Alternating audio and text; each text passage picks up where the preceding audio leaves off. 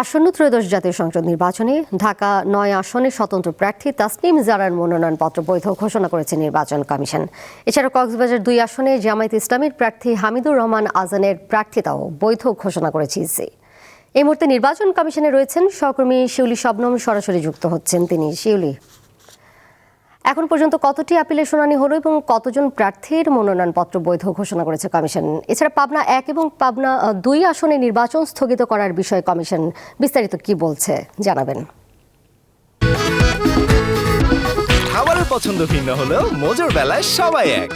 দোলা, আপনি জানেন ঠিক 10টা থেকে আসলে আপিল শুনানি শুরু হয়েছে আজকে এবং বিকেল 5টা পর্যন্ত সেই শুনানি চলে এবং এই পর্যন্ত যেহেতু 70টি আপিলের উপর শুনানির কথা ছিল আজকে এবং কমিশন 70টি আপিলের উপরেই শুনানি শুনেছেন আজকে প্রার্থী এবং তাদের সমর্থক প্রতিনিধিদের কাছ থেকে, এবং এর মধ্যে 52টি আপিল শুনানি বৈধতা দিয়েছে কমিশন এবং 15টি নামঞ্জুর করেছে এবং 3টি আপিল স্থগিত রেখেছে এখনো পর্যন্ত।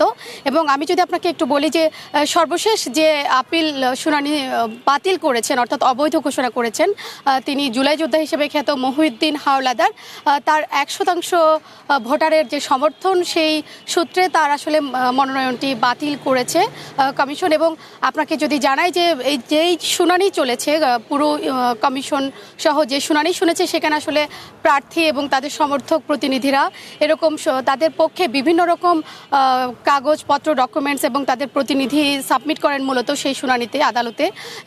যেমন অনেকে 100% স্বাক্ষরের ক্ষেত্রে অনেকে তাদের যিনি স্বাক্ষর দিয়েছেন তাকে খুঁজে না পাওয়া এরকম বিভিন্ন অভিযোগ করেন রিটার্নিং কর্মকর্তারা। তাদের সপক্ষে প্রার্থীরা মূলত এই শুনানিতে সেই স্বাক্ষরকারী ব্যক্তিসহ তাদের বিভিন্ন ডকুমেন্টস আসলে আজকে হাজির করেছেন এবং এখান থেকে কমিশন সিদ্ধান্ত নিয়ে কিছু বেশিরভাগ আবেদনই আসলে বৈধতা দিয়েছেন আজকের শুনানির মাধ্যমে।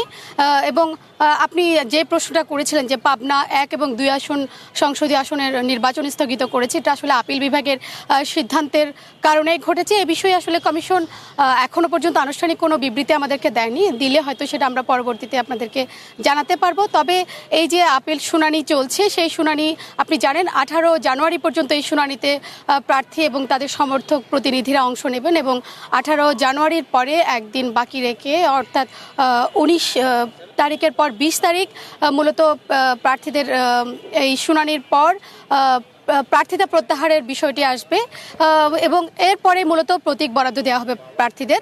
তো দোলা, এখন পর্যন্ত এই ছিল আমার কাছে নির্বাচন কমিশন থেকে। শিউলি, ধন্যবাদ আপনাকে।